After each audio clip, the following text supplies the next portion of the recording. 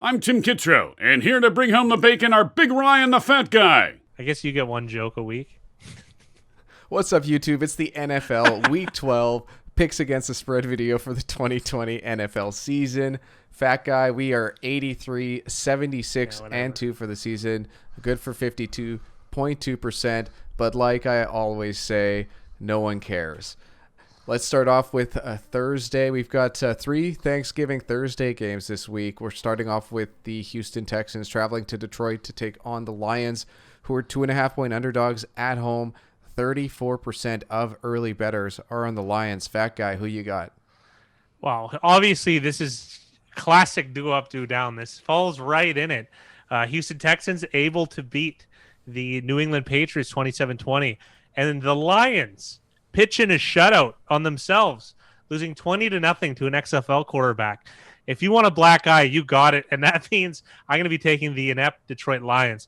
And now usually Matt Patricia's coaching comes into question as far as a schematic disadvantage. But I mean, they're up against Romeo Crennel, who's, just an interim head coach who doesn't have the greatest record as a head coach. Decent coordinator, though. Not hating. But I mean, I think it's pretty even there. Matt Patricia could get some redemption on this Thanksgiving. Another good talking point about this game is I feel like they're going to bring up negative Thanksgiving records. I don't have them in front of me, but I can only imagine. It's the Detroit Lions, right? And people like to think of it's one of those falsehoods. Oh, this team doesn't do well on this day, and they use a sample of like 10 or 20. That's just horrible. Each team is different. Every situation is different. It doesn't have any bearing on anything. It's a gambler's fallacy, if anything. So I'm hoping that fallacy carries over to the Houston Texans. Now, in the contest, I'll be taking the 2.5 points with the Lions, but we're going to have to wait in real life to try and get 3. Is money going to be pouring in on Detroit? I don't think so. I will say this, though. I could see a resistance point for professionals at buyback at like 3.5. If it hits 3.5 with good juice, I could see it just tumbling right back down and perhaps maybe settling. But this is going to be a short market. This is only Thursday night, so we're probably only like 2 or 3 or 4% into maturation of the market as a whole. How many bets we got there, Big Ride? So far, there's 1,500 bets as of now. And an interesting tidbit I'll throw in: the Lions are the second least bet team number-wise in the league where they play. Well, I mean, all of that being said, this is probably going to be, I'm going to go with 20,000, maybe 22,000 bets on this game. So considering it is technically a prime time, the lesser of them, we don't have historical volume numbers as far as Thanksgiving going right in front of us, but this market does have a chance to get a lot of legs. So the pick is the Lions. It's in the contest, but in real life, I'm really going to like the Lions if I get 3.5 points. Lions and the points, just wait on this market to mature. Fat Guy, next up, the Washington football team travels to Dallas to take on the Cowboys for the second of the Thanksgiving games. The Dallas Cowboys are 3-point favorites at home. 55% of early bettors are on the Cowboys. Who you got? Oh, we're going to take the football team, clearly. I like Washington, and even from a handicapping perspective, this was probably the easiest game the first time they met. Of course, circumstances have changed. Dalton's O-line has gotten healthier and improved since that time, but you could make the case for the Washington football team. Their defense has perhaps improved a little bit. They quietly have one of the better pass defenses in the leagues, which I wouldn't have thought of. When thinking of this Washington football team. Not to mention Alex Smith. Alex Smith is comeback player of the year, I'm going to say. I'm going to call it early, assuming he doesn't get hurt again. I mean, but this is in Dallas, not in Washington, so I like his chances. Alex Smith and the points. I'm going to buy now. I'm going to take him in the contest, but I hope to perhaps get a little bit of inflated line. Dallas is a very, very homer team. They're a public team, but in a sense that not that they're because of their success, because of their history, their bravado. So there is that type of backing that is just ingrained, where people don't know why they like a team. Dallas seems to be that for the recreational bettor year after year. Maybe not so much as the Patriots, but I mean, that win against Minnesota, I think it would have since it probably kicked so many people out of survivor pools and things of that nature that it's really going to stick with them. And I think Dallas could have some legs. That being said, I don't want to gamble on the line going down to 2.5. So I'm going to take Washington +3. But if I can add to it at +3.5 and beyond, I will. So maybe throw a little bit less than a unit on Washington and then compound as the week goes on to try and get the best price as possible. But I think 3 is an early sprinkle, even quarter unit to start as a benchmark and then add to if it does go in your favor. And if it doesn't, just stick with the best line. We got Washington +3, and then off we go. I like the Redskins. I like them from a handicap perspective, and I like them as a market perspective. But I want them now, but I also want to add to it if the market does mature. And just some advice to throw in there with Fat Guy in case you're new to the channel. 1 unit is 1% of your bankroll. So just keep that in mind when you're hearing us. Easiest rule of thumb. Easiest rule of thumb. Fat Guy, next up, the primetime Thanksgiving game. The Baltimore Ravens travel to Pittsburgh to take on the Steelers, who are 4.5-point favorites at home. 52% of early bettors are on the Steelers, but I know we're putting this out as of the line prior to COVID news for the Baltimore Ravens. So this line has been taken down. 4.5 is the best line we got right now. So if this game was to start with a 4.5 line, who you got? Well, I mean, I think I'm going to get a better one closing, I think I'm going to get a better one closing, and I also think I'm going to get a better one when it's reintroduced after new information, because the news is negative about Baltimore, but I do like Baltimore. It's the running backs I understand are out, and that carries very little weight for me. Losing J.K. Dobbins and Mark Ingram this season doesn't do too much for me. So if I had to roll with Gus the Bus, that doesn't even barely taints the water for me. In fact, it might be a good fantasy pickup, Gus the Bus Edwards, even though it is against the vaunted Steelers defense. I will be taking the Baltimore Ravens at 4.5 points. But that's just in the contest. We have to pick one. In real life, I'm going to wait for this to mature because the Steelers are undefeated. They're going to be the most publicly backed team. And because undefeated is a word that doesn't describe how games and how teams actually are. Undefeated to the public means perfect. Pittsburgh isn't a perfect team. Otherwise, this spread would be Pittsburgh -21. They're a good team that has had good variance, and winning 10 games in a row, covering a lot of spreads, that is good variance. They were able to cover against Jacksonville, and people use that as a bench post game because they'll go, well, Jacksonville put up a good fight against Green Bay just the week before, and they weren't able to against the Steelers, and Green Bay and Indianapolis went to overtime. They'll do that mental gymnastics using those single sample results and trying to extrapolate in power rankings and putting the Steelers as like a clear 2 variance above everyone else when that's really just not the case. Ravens have struggled. Ravens had some poor games. They weren't able to close it out against Tennessee, who also is a strong team in their own right. Maybe not the top of the tier, but I still like the Ravens, and I think there is optimism with them. And this is a spot where I'd like to get them with as many points as humanly possible. So that being said, I'm going to wait to the death, but I am going to be betting this one. If I can get something like Ravens +6, and let me be greedy, let's just fantasize for a little bit. What if there is news that doesn't affect the defensive or offensive line or Lamar Jackson, and the line goes to 7 or 7.5? I'll be happy to put a whack of money on the Baltimore Ravens. So Ravens +4.5. I think this could be a bum line, but this is a contest pick, and we're more interested really in the market of the game. I mean, these contest picks are great. We want you to participate, but the words that I put behind them are really what's driving it. So I think the Ravens are going to be a good play if you can get a maximum amount of points, which I'm hoping is somewhere in the ballpark of 7. If I have to get 6.5, I'll do it. Ravens in the points for the contest. Ravens in more points in real life. I'm going to throw in another tidbit here, Fat Guy, and that's the Steelers this year. As a square note, they have been the best team against the spread at 8-2. So even squares that are going to be looking at against the spread records and see that the Steelers have been the best team against the spread, it's going to be the public on the Steelers for sure in this one. One more point, though. Since it's 8-2, they don't understand. People understand that ATS has, like, I'd say probably the greatest regression to the mean, because it gets incrementally more difficult.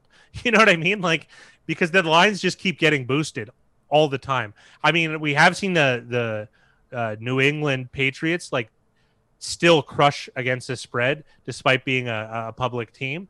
But I mean, that was just an aberration. It might be the only time in sports where I can remember a franchise carrying that torch for so many years.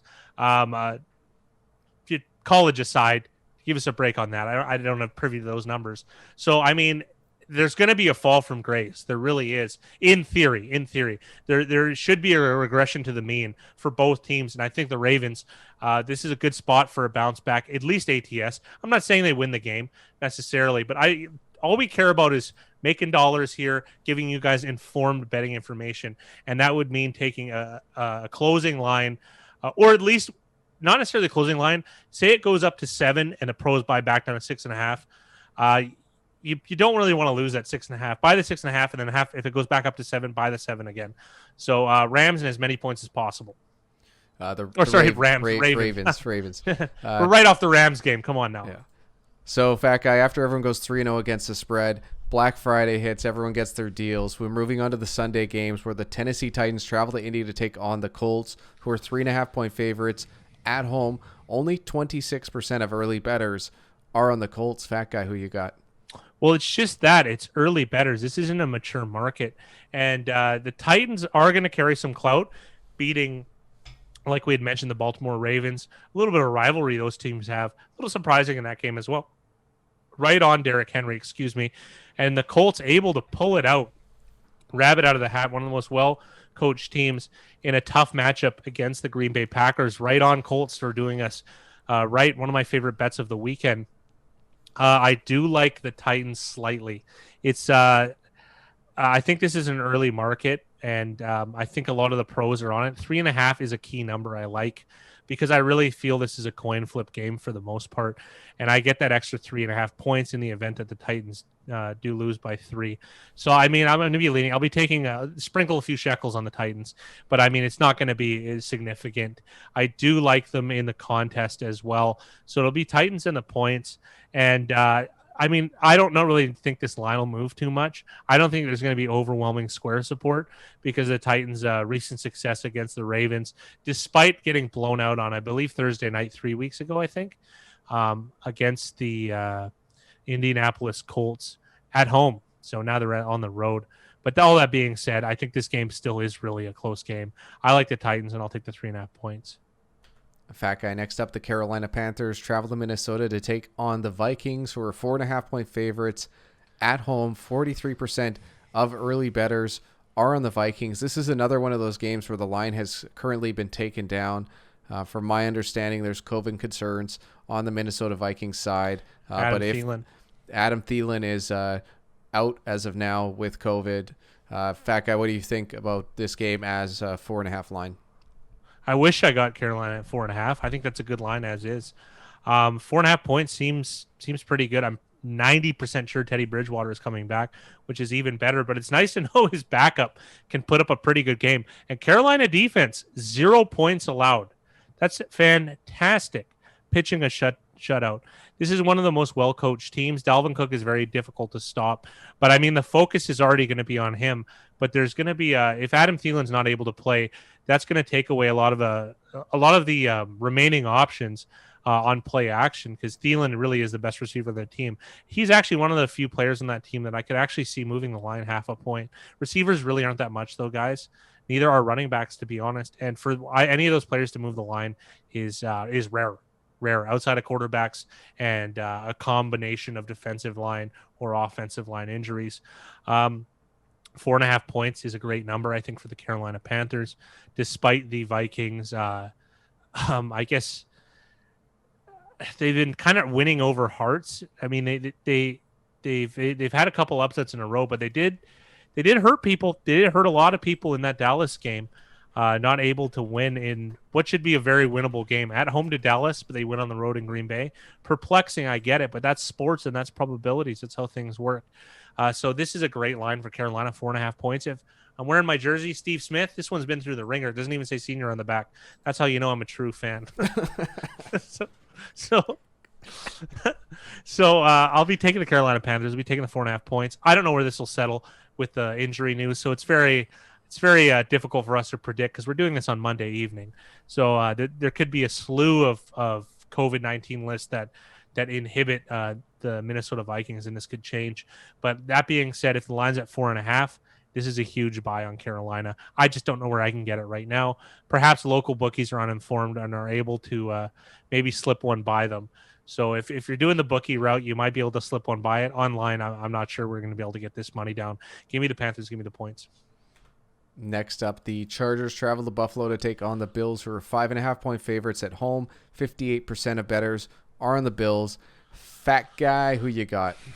Probably one of my least favorite games. There's a couple stinkers for me. Not in the sense that I'm not interested in this game and seeing Herbert play against the Buffalo Bills. I'm not saying that at all. Stinkers in terms of finding it difficult to wager, right? Like you can't bet every game. You know, we're not.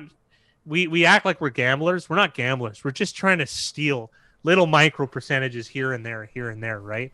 And this is one of those games where I just don't see that there is value on either team. I think the line should be at 6. So, I mean, in theory, you could take the Bills, but I mean, it's too close for me. It really is.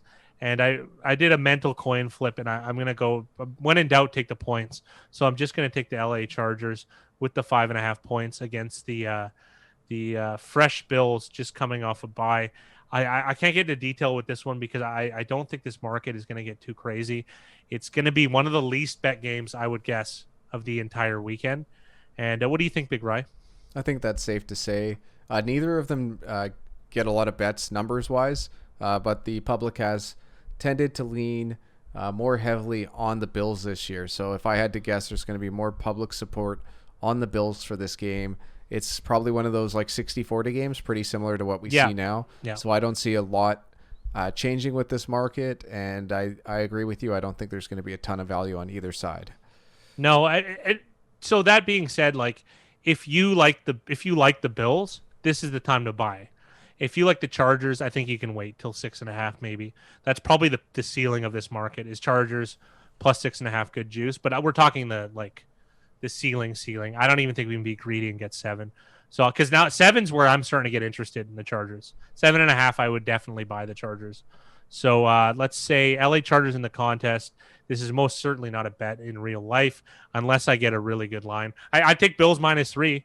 Take Bills -3, but I don't see this market shifting at all. It's going to be in this dead zone between 4.5 and 6 probably. And I don't think there's meat on the bone for either team. So give me the Chargers and the points in the contest. Give me a good game in real life. Next up, the New York Football Giants travel to Cincinnati to take on the Joe Burrow-less Bengals, who are 4.5-point underdogs at home. 29% of early bettors are on the Bengals. Fat guy, the look-ahead line before the Burrow injury was -2.5. So this line moved 7 points with the Joe Burrow injury. Who you got? That seems reasonable to me. I would say that's what he's worth. We're going to be taking Giants -4.5. I know it sounds square, but 71% of early bettors. How many bets we got at this early stage? Quickly double check. We have 605 bets. I know an interesting tidbit when we were talking about this before is that 94% of the dollars wagered have been wagered on the New York Football Giants. What does that tell you? It tells you there are some Joes on the Giants. There are some Joes on the Bengals. But there are a lot of pros early on the Giants because 605 is a very, very immature market. This will be a lower bet game, but the Giants do have some backing from the public. There's a lot of fan betting. So buy right now. If you can get it at 4.5, buy right now. I'm hoping I've already got the Giants at 4.5. I'm hoping I get the line just moves incredibly. It just steamrolls because there's going to be, that's the biggest talking point of this weekend is the unfortunate injury to Joe Burrow. But that's a segue. Think of all of these talk shows. That'll be a segue into this game because that's how they'll introduce Finley, the backup. And then they'll discuss this game. It'll get planted in people's head. And the best part about those talk shows, they don't care about the price. They hear the team. Do you know what I mean? And that's just a ludicrous concept, right? Oh, I'm going to bet the Giants. You're going to lay 21 points for the Giants? And some of these guys wouldn't even know. They just go, okay, yeah, sure. You know what I mean? Oh, I like the Bengals. We're going to lay 21 points to the Bengals? Like, they don't ever take into consideration. And maybe I'm being very grandiose and using a very very obvious example, like using 21 points. But let's break it down here. If it was Giants -10, like like that's more in the ballpark, they still wouldn't. They're not going to compute that, and we're just trying to beat them for a few percentage because that's how this is working. The book's still making money. They're making a commission. That's why we talk about pros and Joes and squares. We are making money off the over optimism and overestimation of the strength of teams by the public. They are creating these inflated lines. Is there a line that could be put out on every game where it's -110 on one side and over a long period both sides would lose? Yes.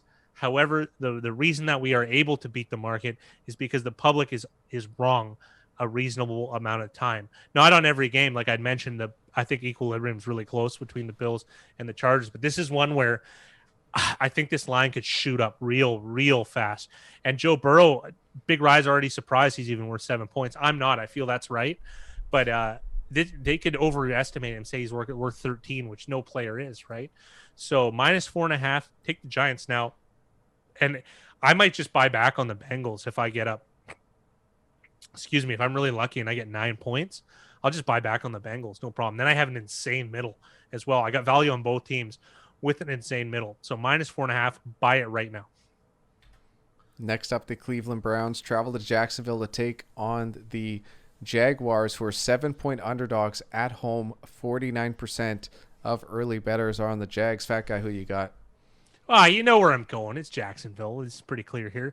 Cleveland riding high. My Browns doing well. Able to get the cover against Philadelphia. And, doing it in the ugly way, but I like it. I got to be honest. As a Browns fan for many years, I know I wear many hats, but I'm loyal to the dollar first over any team. It's nice to see them use the run effectively and properly, and they were able to do that against the Eagles. And let's see if they're going to be able to do it against the Jags. They probably will, but 7 points, no thank you. I'm not laying 7 with the Browns. I don't love this game. I'm not in love with it, but I am going to wait in real life, and I'll probably take, if I can get 7 with good juice near closing, I'll take the Jags. But I do want to wait for that 7.5. If for whatever reason the pros jump hard on Jacksonville and moves to 6.5, I'll just stay away from the game. I really will. 7 is really close, I think, to what it should be. But so that way, that half point 7.5 is going to be worth a few percentage points to me, and making my investment look a little bit more appetizing, let's say. So Jaguars +7 is a late close buy, assuming I can't get 7.5. I'll just leave it at 6.5. I'm just not going to bet that game. So let's take the Jags. Let's take the points in the contest, and let's do a wait and see approach in real life. Next up, the Miami Dolphins travel to New York to take on the Jets, who are 7-point underdogs at home. 53% of early bettors on the Jets. Fat guy, who you got? This is interesting. This feels oddly similar to the game we just previewed. Cleveland at Jacksonville, Miami at the New York Jets. Miami not able to get it done in the most hated game I chose last week, the Denver Broncos.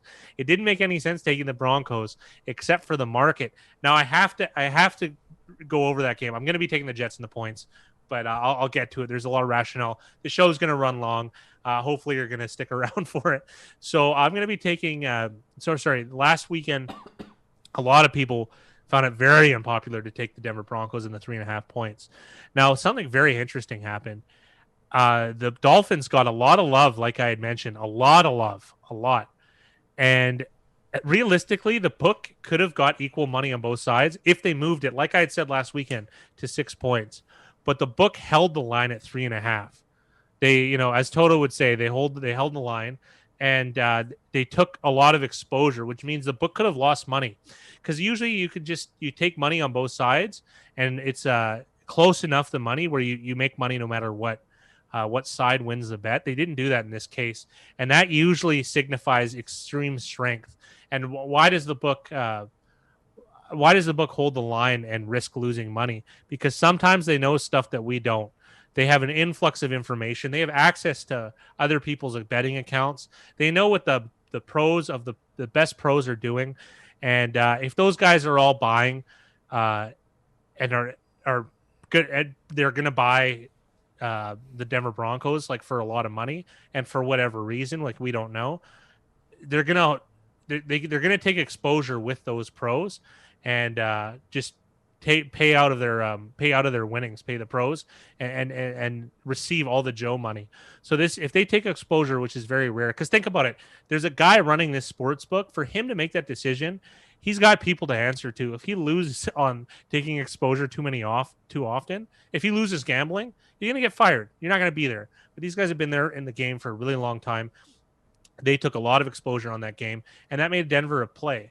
Now, sorry I had to harp on that, but that was just the most interesting result, more or less, from the last weekend. One that financially enhanced us and most of the members in the Discord group. Thank you, Denver Broncos. But that being said, I'm going to take the New York Jets. I'm going to take the 7 points. Jets are slyly covering some of these games, and they had a brutal outing against the Miami Dolphins. I think the Dolphins might get a pass, might get forgiven for this past bad result against Denver. But I think the Jets, I think it is a buy at 7. I'm hoping to get 7.5 as well. This is really similar to that game, Cleveland-Jacksonville. If it goes to 6.5, I'm not interested. But closer to close, I'll take Jets and the 7 points. If I can get 7.5, the more the merrier. So Jets and the points in the contest. Wait and see Jets and the points in real life. Next up, the Las Vegas Raiders travel to hot Atlanta to take on the Falcons, who are 3-point underdogs at home. Only 31% of early bettors on the Falcons. Fat guy, who you got? We'll be taking the Atlanta Falcons, and this is going to fall right in the vein of the last two games, like I had mentioned. I don't like the Falcons at 2.5. I do like them at 3.5. So in the contest, it'll be a 3 pick, but in real life, I'm gonna, if I can get it somewhere around 3, close to close, I'll take it. But I want to wait for 3.5. I want to get that better line. Falcons have egg on their face. They got black eyes. They keep disappointing. They really, really do. And the Raiders had a wonderful performance, Big Rye. That was one of the more pleasurable games to watch against Kansas City. Not able to win, but able to cover, able to provide a return on investment for wagerers. And that is going to resonate, especially the performance. Now, one of our key contributors and members of our Discord, he had mentioned that he's in a very square group of guys, and a lot of them feel like the Raiders are underrated. Well, funny, when a group of guys vote that the Raiders are underrated, that means just the opposite. The Raiders are probably a little bit overrated now, considering some of their past results, and they've done very well against good teams as well. So Raiders, I think, are going to get a little bit of love. They might get some minor pro love. They're going to get Joe love. Certainly the Falcons are not. So I'm going to wait and see and try and get 3.5 points in a real life betting market. But in the contest, we'll take the 3 points. Falcons and the points. Next up, the Arizona Cardinals travel to New England to take on the Patriots, who are 2.5-point underdogs at home. 35% of early bettors are on the Pats. Fat guy, who you got? Well, I mean, it's pretty obvious why. We're going to go with New England Patriots. We're going to go at home. The one thing is I haven't scouted the weather report, and I hope it gets really, really bad in New England because, I mean, let's be honest, that game against Baltimore really tipped the script for the Patriots. They were able to sustain drives. They were able to keep the ball on the ground, able to limit passing. Oddly enough, Baltimore was one of the better passing team. Is a better passing team than New England, who's I think only had 3 or 4 passing touchdowns all year. The Cardinals have the air raid offense, but they are traveling to East Coast, and they will be playing in East Coast weather, which could change the tides. The market is favoring the Cardinals, and I just don't know if we're going to get the fabled 3 or the even more unicorn 3.5. So I would be comfortable taking the New England money line. I'm not going to take 2.5 points. In real life, I'll take New England money line if it's closer to. But if I can get 3 or 3.5, if those are available, I'll be jumping on those. Absolutely. I might even take New England money line if it's 3 with bad juice. But 3.5, I'm going to be putting a reasonable amount of dollars in the contest. Though, got to pick every game. 2.5 points, despite it's not how I like to do it, but we have to keep the contest uniform and not put my, funky ideas and spin on every game. So we need uniformity. Patriots plus 2.5 points against a tough but overachieving Arizona Cardinals game. Any update on the weather there, Big Rye? Yeah, Fat Guy. I was looking it up as you were rolling along. Rambling, and, it's going to be in the 40s Fahrenheit wise, which is 0 to 10 degrees Celsius. Low wind game, sunny. So it's going to be really, really nice conditions for a Foxborough game this time of the year. Yeah, that should be reasonable for the Cardinals, but cold East Coast outdoor, it's still decent. It's still reasonable for the Patriots to be able to pull off one of those ugly victories. Next up, the San Francisco 49ers travel to LA to take on the Red Hot Rams, who are 6.5-point favorites at home. 63% of early bettors are on the Rams. Fat guy, who you got? Obviously the Niners here. I like saying obviously, but because there's new people to the show, but people know that this is where I'm going to go. In the contest to be 6.5. Obviously, though, the Rams I think have legs in terms of talking points. This Bucs game, beating the Bucs because of how popular the Bucs are, gives you this clout, which is overestimated. The Rams are going to be brought up in the talking points because they've beat now in consecutive weeks the Seahawks and the Tampa Bay Buccaneers. In the eyes of the talking heads and the personalities on television, they're going to believe that the Rams are better than they are. I love the Rams. I love Rams football, but they're winning 2 games in a row doesn't make you a Super Bowl favorite. That's just not how things work, right? It doesn't make you a 7 or 7.5 point favorite over the 49ers at home. Now, that doesn't mean that they couldn't win by 30 against the San Francisco 49ers. I'm not saying that, but you got to, when we're doing these games, think of it as a bell curve. Okay, what's in the top of the bell curve? What is it? It's probably Rams minus 4.5, pending on injuries and COVID players coming back for the 49ers. But I think the market should come down and there should be money on the 49ers. But I believe this market will shift the other way because of the impressive Monday night victory. So this is a due down clearly for the Rams. Great victory against the Bucs. Part of the games look really good. The defense looked really good and passed the eye test in certain scenarios, especially getting picks. They'll do the Brady is old and can't throw the ball anymore. That'll be a talking point. But also the talking point would be that the Rams are a sneaky good team to make the Super Bowl. Super Bowl and Rams together, that is a successful marriage in people's brains. So they're going to circle the Rams regardless of price, thus pushing demand for the Rams upwards. We're doing an economic shift. So the Rams in real life will probably shift to 7 points. I'll be buying then. If it shifts to 7.5, I'll be buying on the 49ers again. 49ers in the points in the contest. In real life, let's try and get them at 7 or 7.5. So Niners in the points. Cue the music. Dylan Toddfield's New Orleans Saints travel to Denver to take on the Broncos, who are 5.5-point underdogs at home. 49% of early bettors are on the Broncos. Fat guy, who you got? Well, you got a low unit wager on the Denver Broncos. It's ugly. It's ugly. They win ugly. It is ugly. Denver Broncos. Let's go with it. There isn't too much to add in terms of marketplace. I think the Saints could get some love, but there's a big issue here, though, is 6 isn't that good of a number. Getting 6 points, not that great. Getting 6.5, not that great. Getting 7 is where we want to get to, and I just don't see it getting there. I don't.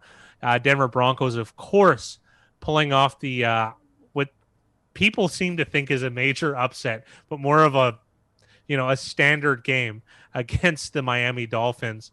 So there's going to be I don't know if they're going to call that one a fluke. Denver isn't a popular team by any means, but this one they might. Taysom Hill will probably be playing, and or Jameis Winston, but most likely Hill. And the Broncos kind of got those. Taysom Hill and Jameis Winston, or mostly Taysom Hill, have won over some people, but I don't think everybody. So they would be a little bit scared betting on the Saints. So I don't think that market is fully represented. Whereas the Broncos, too, they don't really have much of one. So this is probably going to stay stagnant. Probably. I think the best line might be Broncos +6 at closing. I don't mind it. I think this is a 4.5-point game. There's a tiny, maybe a 4-point game. I think there's a tiny, tiny low unit amount on the Denver Broncos. Dylan Toddfield. Here, I'll make this so we know where to pick it up in the timeline. So we're going to have to cue the music for a second time in this Saints introduction. The Denver Broncos, I think there's a little bit of value. I don't hate the Saints. I take them quite often, Dylan. I think they're underrated. Well, they were. But Taysom Hill has proven they're a reasonable team regardless who's at the helm. And Broncos are underrated a little bit. And let's go with the Broncos. Let's take the points. And just for a tiny, tiny bit of money in real life, end in the contest. Next up, the Kansas City Chiefs travel to Tampa Bay to take on the Buccaneers, who are 3-point underdogs at home. 51% of early bettors are on Tom Brady, Antonio Brown, LaShawn McCoy, Leonard Fournette, Mike Evans, Chris Godwin, Rob Gronkowski, and the Tampa Bay Buccaneers. Cameron Brate. There you go. Okay, I'll be taking, for the first 2 weeks in a row, can remember in the last 2-3 years, I'm taking the Chiefs -3. Now, our resident Kansas City Chiefs fan, Jamie from the Big House, he had mentioned that we were mistaken, and we did take the Chiefs against Baltimore. I didn't fact check it, but I'll take his word for it because he is on the precipice of a super fan. So I can't imagine that he would be wrong. And I like the Chiefs here because I still think that I like this matchup. I think the Chiefs are maybe they didn't cover on against the Raiders. They're the best team in football. And I think the Bucs are just such a public team. And I do think buying now is the way to go. I think that those Brady swirling rumors of him, it'll be the second biggest story behind Joe Burrow, is Brady not having arm strength, Brady having trouble with the offense. They're going to add all these storylines of struggle and inability to get back to greatness, really like hyperbolic type stuff. That's what talking heads like to do. They make controversial points, and this will be one of those. It'll stick in people's mind, and I think people will take the Chiefs, and I could see some movement. If I got major movement, I would take the Bucs. You know what I mean? But I mean, at 3 points, I like the Kansas City Chiefs. It's pretty close to equilibrium, but I mean, 3 points speaks to me. Chiefs -3. You're going to want to buy it now, though. I think that the market is going to favor the Kansas City Chiefs over the Bucs in two titans of market industry, considering the star power that Big Rye had named for the Tampa Bay Buccaneers and the Chiefs just for excellence. That's why they have a strong market. It's because they won the Super Bowl. You know what I mean? They have the best quarterback in the league aside from maybe Russell Wilson, or maybe he's better. I'm open to that argument. So Chiefs -3, buy it right now in real life if it is still available. At 3.5, I think you've maybe missed the boat. I understand it's just a half point, but we're trying to cut really, really thin edges. So let's take the Chiefs. Let's lay the 3 points, and in the contest as well. On to Sunday Night Football, where the Chicago Bears travel to Lambeau to take on the Packers, who are 7.5-point favorites at home. 55% of early bettors are on the Packers. In fact, this is one of those games where the line is currently not available. So we're using a previous line earlier in the week. So at 7.5, who you got? I mean, I don't know who's going to be out and who isn't. I don't understand. I don't know. There's a lot of murky waters in regards to what's actually happening right now. So let's just talk about the teams in two neutral spots. Let's assume full roster. For the Bears, assume full roster for the Green Bay Packers. The Bears really, really couldn't have looked uglier in their Monday night loss to the Minnesota Vikings. The offense looks atrocious, really. 7.5, I still think is too much, despite having woeful O-line performance and up against some of the better pass rushers in the league in Zadarian and Preston Smith, the non-existent Smith brothers. They're very strong, and this should be an area of focus that the Chicago Bears should key in on. I do think 7.5 is just too many points. It's a divisional rivalry game. I can't get into too many details just because of how unknown all the circumstances are. Green Bay, you could say, is due up, considering they had a heartbreaking is a little bit of a euphemism there, or cacophonism, whatever the inverse of it is. Anyways. Green Bay did lose to Indianapolis Colts, but that's pretty reasonable. It's a close game against the Colts. I think that's about right for the Green Bay Packers. So whereas the Bears have a bit more of a black eye considering their woes on offense, 7.5 points though is just too many in this spot. So all things similar, I would take the Bears 7.5 points, but it's really hard to comment when we don't know the status of everybody. Fat Guy, on to Monday Night Football, where Russell Wilson, MVP candidate Russell Wilson, travels to Philadelphia to take on the lowly Carson Wentz and the Eagles, who are 5-point underdogs at home. Only 9%. Yeah, you heard that right. 9% of bettors are on the Eagles early. Who you got? I think the pros are going to come around for the Eagles. They're just waiting for the right moment. I don't think 5 is it. However, the Joes are going to be lining up parlay cards, teaser cards, straight up bets. The money is going to roll in on the Seahawks. Eagles look horrible. They look terrible. They never pass the eye test. They are not liked by the public. They are liked by pros.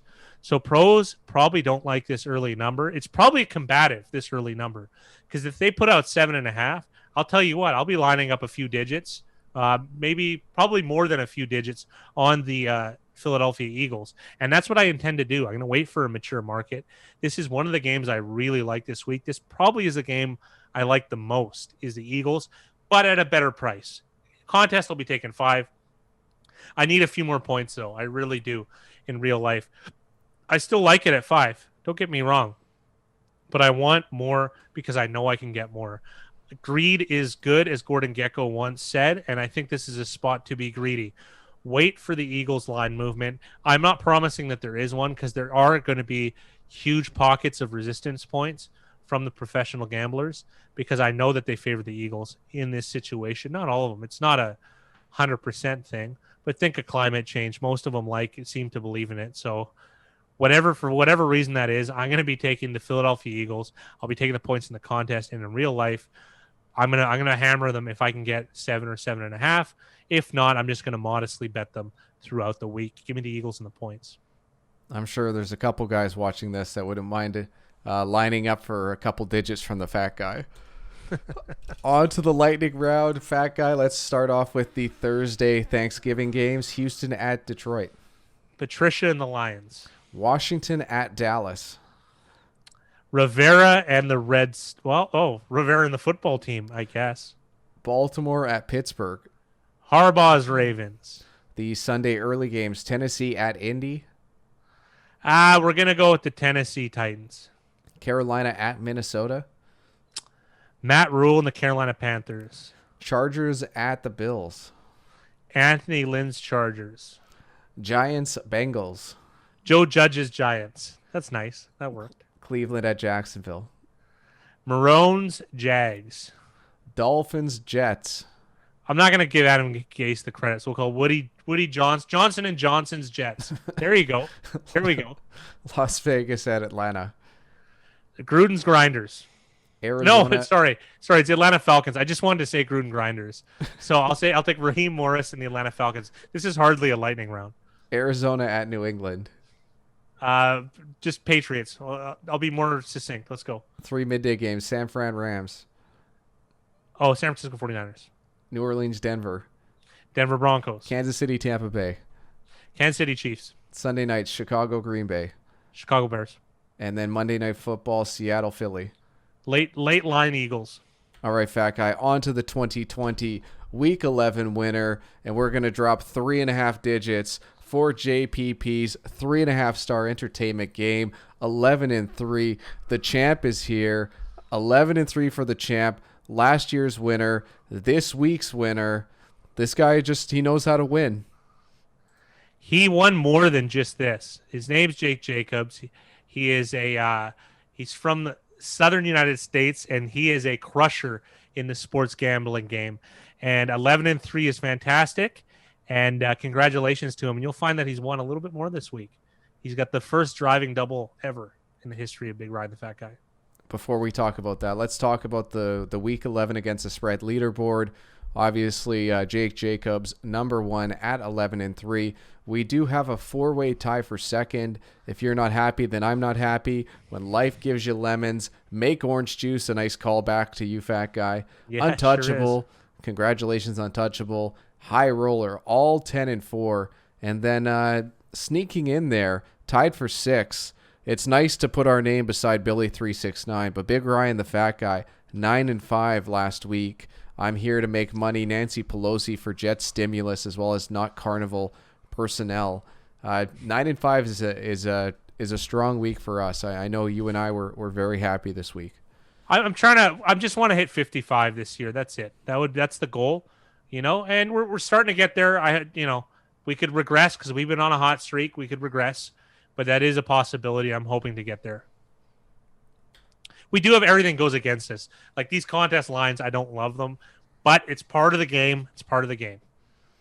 And we mentioned him earlier. Billy369 has taken a stranglehold of the lead. He's 3 games up on Cassone. Both very impressive. Still hitting above 60%, which is unreal. It is unreal. It is very, very tough to be above 60%, 160 games in. So congratulations to Billy. Congratulations to Cassone. And still nothing to shake a stick at between Fleabit, Peanut Monkey, Mad Capper, Dublin Guinness, It Hurts When I Fart, Satuple, Show Me Your TD, shout out to Jamie. Fat Guy has COVID cooties, cash only, no checks. Everybody on the top 10 is 54% or above. This is a winning year no matter where you're betting. Yeah, exactly. Minus 110, minus 108, minus 105. That's considerable wins. Considerable wins. So right on to those guys. Keep peeling the onion, and thank you for participating. Fat Guy onto the JS715. Name of the week, honorable mentions. There was about 15 good ones, and some of them made I'm going to concede, some of them made the top 10 list, so I didn't want to give them a double down. So the ones I was close on that were in the top 10 list, I left them on the top 10 list, and I put the other ones that didn't make it, weren't so fortunate, and put them in the honorable mentions. This one almost won. I don't know no snakes. Now that's from Marv, one half of the Wet Bandits, and I don't know how this guy knows. He must have a camera in my apartment. But I had my first seasonal viewing. I do usually watch it once in the summer of Home Alone, and this is a very nice callback. This speaks to the Fat Guy. Home Alone is a 4 to 5 viewing holiday season movie for myself. It's my father's favorite movie, and considering his memory limitations, he watches it for the first time every year, and that alone is a very interesting thing to watch. When life gives you lemons, you make orange juice. Call back from last week. It's at my expense. I thought that was a good one, though. It was a nice egg corn. You don't know what an egg corn is? Look it up. There's a Wikipedia page, I'm sure. Justin Herbert Sparber. Someone had to cut that army cut. That's awesome. I feel like it's Bill Dauterive who did it. Nice little bump buzz. I outpicked the Canadians. It was a very cocky shot to throw out at us. Unfortunately for him, he did not. Not this week, at least. Big fat Greek guys football picks playing to my vanity. Who doesn't like it? And he was able to put the appropriate E in there. Not that that's pronounced that way, but it did work. Alex Smith, comeback player of the year, playing on our sentiments, our sensibilities, our kind hearts, as you will. We love Alex Smith. We hope he's comeback player of the year. Free Joe Exotic. I think he's been forgotten. I want to bring him back because I quite like him. He's the Tiger King. What's inside Fat Guy's dresser in the spare room? Now, I have a makeshift green screen that should have been up today, but Fat Guy was busy and doing other things, mostly gambling, so you guys will be happy with that. The dresser, now, to channel my inner Buffalo Bill, not that it's mine, is full of women's clothes. So if I, start tucking and, doing the dance, listening to Q Lazarus in front of the camera on live stream, you already know that I'm on the deep end and there's somebody buried right in the basement, perhaps trying to catch my white dog. This is the JS715 Name of the Week. Whoa, kaboom! JPP 3.5-star entertainment game. A crude and evil joke from from Jake Jacobs. It's on one hand, okay? I just do it like, I don't know. You already know who JPP is. You know the story. I don't need to get into it. That was a fantastic game. Or a fantastic name, and that was a good game on this Monday night. So that is a driving double for Jake Jacobs. Winner last year, winner of the week this year. I have to get him a medium t-shirt. This guy's I already had to give him a trophy, Superman trophy, that is. Very funny. At least I think so. And now he's a name of the week. That's a triple right there. Yeah, that's unreal. Winning name of the week and winning the week and winning the previous season. I don't think anyone's going to ever top this in BRFG. We're going to try. History. All right, guys, make your picks for Week 12 at BigRyanTheFatGuy.com. There's a $100 prize for the most regular season wins. So jump in, see if you can catch up to Billy. even though he does have a stranglehold through the first 11 weeks. But still a lot of games to be played. If he misses a week, a lot of people could jump him. So there you go. So That's make true. sure you make your picks. Make them before those. This Thursday is even more important because there's 3 games. So definitely get your picks in before Thursday. In fact, guy, that's it. That's week 12 in a nutshell. I'm so happy. There's 16 games this week. We get 3 games on Thursday. There's a healthy amount of games, early games, I guess you could say, on Sunday. Only the 3 Sunday afternoon, but I'm fine with it. I'm fine with 3 Sunday afternoon games or midday games. I get 3 Thursdays. 3 Thursdays. It's awesome. I'm looking forward to this week. How do you feel opportunity-wise? Do you feel like there's meat on the bone? There's some. It's not that I can't believe this. This might be our longest show, but I don't love a lot of these games, which is oddly enough. I was worried I was going to not have talking points, and here I am blabbering for an hour. Maybe we might have to. You might have to be Kramer and Newman when they're running the Merv Griffin show for the second time, and think about rechanging the format because I'm just going too long. Good luck for your week 12 picks against the spread. Thanks.